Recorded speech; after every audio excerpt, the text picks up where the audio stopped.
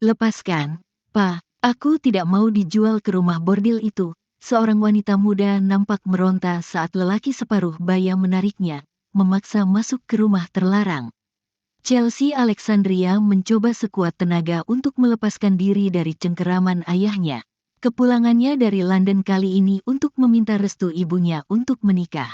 Akan tetapi, dia malah dibawa paksa oleh ayah tirinya yang hendak menjualnya ke rumah bordil. Ini adalah hukuman untukmu. Kamu harus memberi ganti rugi karena telah menghabiskan uang yang banyak di luar negeri, bentak Dodi sang ayah tiri. Maafkan aku akan memberikan papa uang yang banyak asal jangan bawa aku ke dalam. Ya, aku mohon. Berapa banyak yang bisa kamu berikan untukku? Hah? Justru kecantikanmu lah yang akan menghasilkan uang yang tak terbatas. Pekerjaanmu itu sangat mudah dan nikmat, bodoh. Hahaha, Chelsea berusaha keras melepas tangan ayahnya. Mendengar kata pekerjaan yang nikmat saja sudah membuatnya jijik. Aku tidak mau, seru Chelsea seraya menendang kemaluan ayahnya. Otomatis genggaman tangan Dodi mengendur dan Chelsea mengambil kesempatan itu untuk kabur. Anak durhaka, jangan lari kamu, teriak Dodi berlari mengejar sembari memegang bagian yang sakit. Chelsea berlari sekencang mungkin supaya terhindar dari ayahnya. Dia bersumpah akan pergi ke London dan menghilang supaya tidak bertemu dengan pria tua gila itu. Sampailah dia di tengah jalan. Tiba-tiba ada mobil melaju kencang ke arahnya. Tin, tin, pekik Chelsea menutup sisi kepala dengan kedua tangannya dengan mata terpejam. Bukannya merasakan tubuhnya tertabrak, dia justru kembali tertangkap Dodi. Lari kemana kamu? Hah? Dodi menarik lagi tangan Chelsea. Lepas. Wanita itu kembali meronta. BUGG. Seseorang berhasil melayangkan tinju ke wajah Dodi hingga pria tua itu tersungkur. Siapa kamu berani memukulku? Dodi hendak meraih Chelsea lagi. Namun pria tinggi tegap itu menghalangi. Jangan sentuh istriku. Suara itu terdengar dalam dan dingin dengan sorot matanya begitu tajam. Dia adalah Axel King Maverick, sang CEO yang dimana setiap kata yang dia ucap memiliki energi tak terbantah. Hal itu membuat Dodi sedikit ketakutan. Wanita sialan, kamu sudah memiliki suami? Chelsea dilanda kebingungan. Bagaimana bisa pria itu menyebutnya istri? Mengenal pun tidak, pikirnya. Tapi jika dia menjawab, tidak, maka ayahnya akan kembali memaksanya ke rumah bordil. Jadi dia mengikuti permainan pria itu. Mungkin saja ini adalah cara pria asing itu supaya dia terlepas dari Dodi. Iya, dia suami aku, jawab Chelsea, entah keputusannya benar atau salah. Bayar dia lebih dulu, baru kamu bisa membawanya. Dengan tidak tahu malunya Dodi menengadah meminta uang. Axel tidak ingin panjang lebar, dia melempar semua lembaran merah di dompetnya ke wajah Dodi.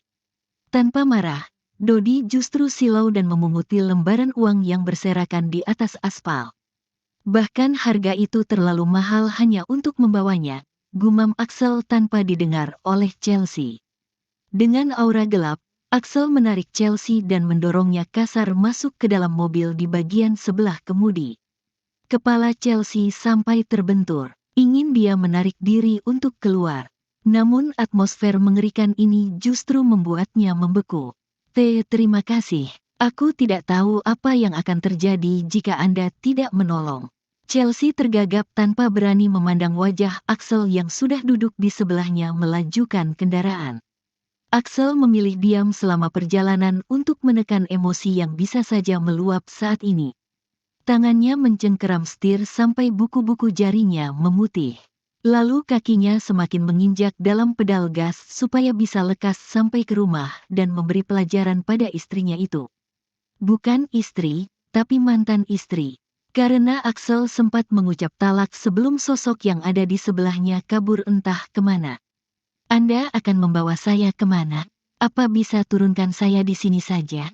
Chelsea semakin ketakutan. Apa dia diculik? Apa dia akan dilecehkan? Pikiran buruk itu mulai menggerayangi otaknya. Hingga sampailah mereka di rumah megah dengan gaya Eropa. Ini rumah siapa? Tanya Chelsea melihat ke depan. Turun, suara Axel yang menggelegar membuat Chelsea terjingkat takut. Karena wanita di depannya hanya terdiam, Axel menarik tangan Chelsea dan berjalan dengan langkah lebarnya. Tubuh Chelsea yang kecil dibuat kesulitan mengikuti. "Tuan, aku mohon jangan seperti ini. Biarkan aku pergi," pinta Chelsea di tengah langkah cepatnya mengikuti gerakan kaki Axel. Sesampainya di tengah ruangan, "Buk!" Axel melempar Chelsea hingga wanita itu tersungkur di atas lantai.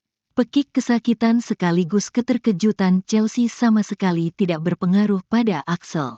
Dengan aura semakin gelap, Axel melangkah mendekat perlahan. Wajahnya nampak buas dengan mata tajam menyeramkan. Refleks Chelsea menggeser tubuhnya untuk mundur tanpa memiliki kekuatan untuk berdiri dan berlari. Atmosfer menegangkan di sekitar sungguh menyedot seluruh tenaga bahkan nafasnya.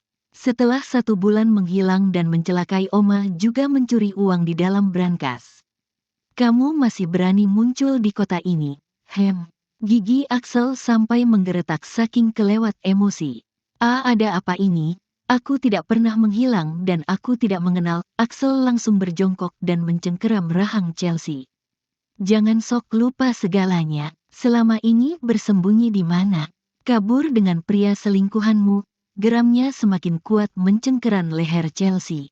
Chelsea hanya bisa menggeleng dengan wajah ketakutan dan memerah karena mulai kehabisan nafas.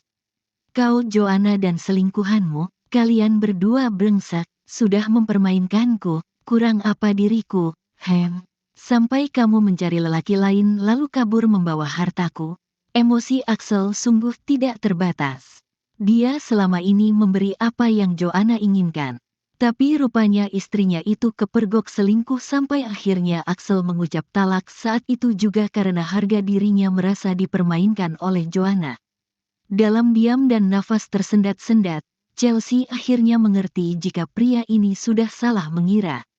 Dengan sisa tenaganya, Chelsea menggeleng mengartikan kalau dia bukanlah Joanna. Mata bening itu berusaha menembus sorot Axel yang begitu tajam. Pria itu melepas kasar cengkeramannya karena mendadak kehilangan kekuatannya setelah terlalu lama memandang mata bening yang memohon belas kasih. Uhu, uhu, uhu. Chelsea berusaha meraup oksigen sebanyak mungkin. Dia sudah seperti orang yang sekarat karena kehabisan nafas. Tapi Axel sama sekali tidak peduli. "Masih mengelak atas perbuatanmu?" Axel berdiri lalu menyalakan layar di sisi ruangan. Sebuah video rekaman CCTV yang menunjukkan seorang wanita, wajah yang sangat mirip dengan Chelsea sedang bercinta dengan pria yang tidak terlalu jelas wajahnya. Lalu Axel menekan lagi, berpindah adegan wanita itu tengah membobol brankas kamar nenek Axel. Bahkan demi menyelamatkan diri, wanita itu mendorong tubuh wanita tua hingga terjungkal. Chelsea membeku, wajahnya semakin pucat pasi, setelah melihat bukti yang memang menunjuk padanya.